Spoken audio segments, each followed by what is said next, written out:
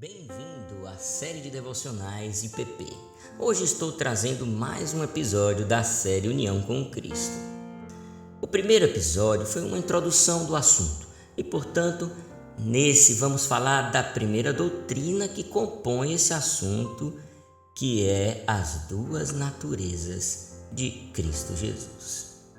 Essa doutrina é imprescindível para a união do homem com Cristo, porque é pela misteriosa coexistência das duas naturezas em uma única pessoa, a pessoa de Jesus Cristo, e pela comunicação entre elas, que o homem pode ter união e comunicação com Deus. Mesmo que a efetivação dela pela encarnação só aconteça no Novo Testamento, mas todo esse plano de mediação foi feito antes da fundação do mundo.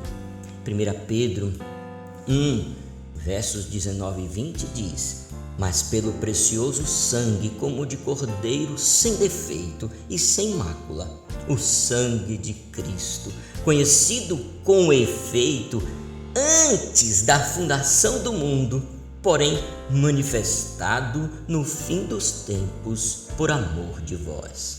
Pela palavra sangue aqui está se referindo ao plano de mediação pelo qual a segunda pessoa da Trindade teve que assumir a natureza humana, passando a coexistir em duas naturezas.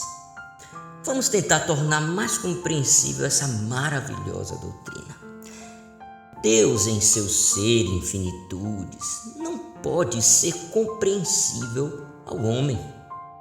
Nem existem elementos que a cognição do homem possa captar e processar para entender alguma coisa.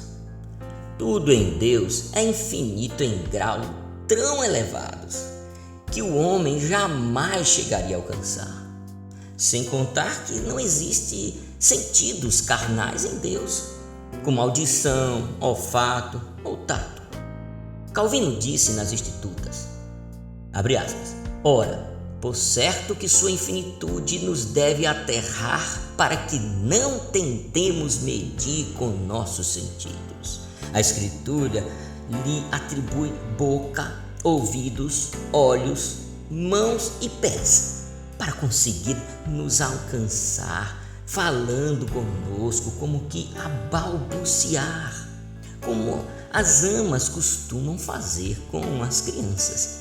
Por isso, formas de expressão como essas não exprimem de maneira clara e precisa o que Deus é." Fecha aspas. Então, para que soubéssemos sua vontade e pudéssemos nos relacionar com Ele, recebendo seus carinhos paternais e retribuindo-lhe com amor filial, a segunda pessoa da Trindade teve que subsistir em duas naturezas, conforme nos diz em Filipenses 2, de 5 a 7, Cristo Jesus, subsistindo em forma de Deus, a si mesmo se esvaziou, assumindo a forma de servo, tornando-se em semelhança de homens e reconhecido em figura humana. A sublimidade de tudo isso vem agora. Se Cristo, que é Deus e homem, tem as excelências da divindade e pela redenção está unido ao crente, então o crente também terá essas excelências. Essa união custou a responsabilidade legal de Cristo pela culpa do crente. E a excelência nisso é que por essa causa Deus olha para o homem e fica satisfeito em sua justiça. Oh, como nós precisamos enxergar a glória de ter Deus olhando para nós e ficando satisfeito por ter tudo que a sua justiça requeria por pagamento da pena, totalmente paga. Colossenses 2,14 diz: tendo cancelado o escrito de dívida que era contra nós e que constava de ordenanças, o qual nos era prejudicial, removeu inteiramente, encravando na cruz. Oh, que gloriosa bênção essa! Mas temos mais excelências. Aqui há uma relação, eu falei a primeira. Unidade nas experiências dessa vida. Que coisa gloriosa esta excelência. Veja que maravilha é estar unido a Cristo. Strong diz sobre isso. A união com Cristo traz uma comunhão de Cristo com o crente. Cristo toma parte em todos os trabalhos, tentações e sofrimentos de seu povo. Uma comunhão do crente com Cristo, de forma que toda a experiência de Cristo na terra seja em alguma medida reproduzida nele. Filipenses 4,13 diz: posso todas as coisas naquele que me fortalece. Isaías 63,9 também diz: em todas as suas aflições ele foi afligido.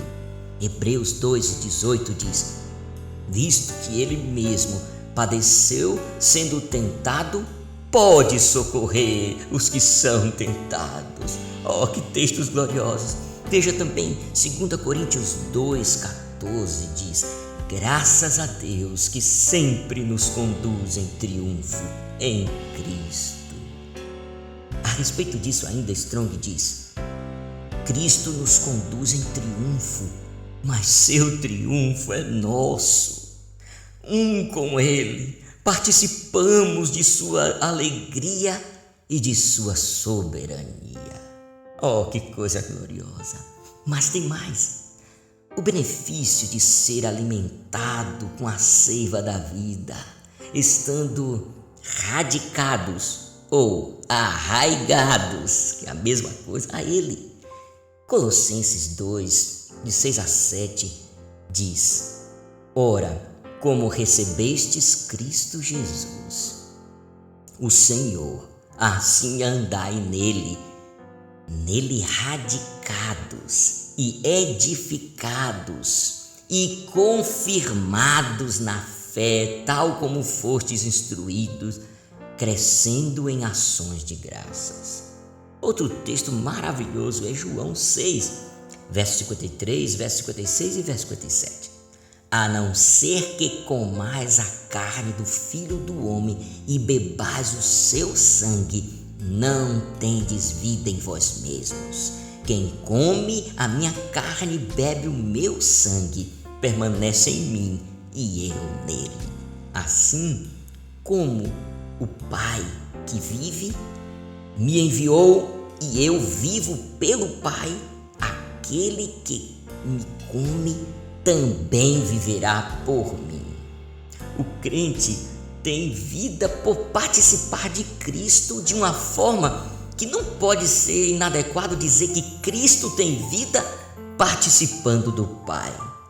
Oh, que maravilha, que glória! E por último, a excelência do privilégio de ser indissoluvelmente casado com Cristo e, portanto, legalmente detentores dos bens e reputações dele. Romanos 7,4 diz: assim, meus irmãos, também vós morrestes relativamente à lei, por meio do corpo de Cristo, para que vos unais a outro, a saber, aquele que ressuscitou dentre os mortos, a fim de que frutifiquemos para Deus. Efésios 5, 31 e 32 diz: por isso, deixará o homem pai e mãe e apegar-se-á à sua mulher. Os dois se tornarão uma só carne.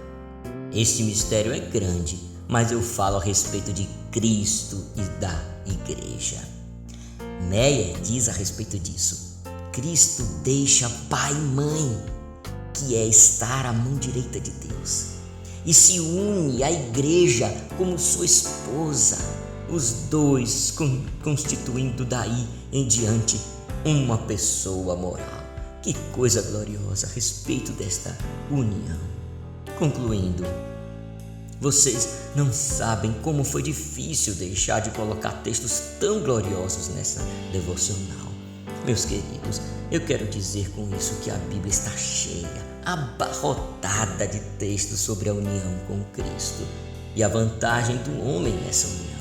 Diante disso, faça uma investigação e avalie se você está ciente disso e agindo de acordo com essa verdade. Se você identificar algum erro e corrigi-lo pela graça de Deus, você constatará a grandiosidade dessa doutrina para a vida do crente, tornando-o efetivamente distinto no mundo. Que Deus te abençoe com essa maravilhosa doutrina.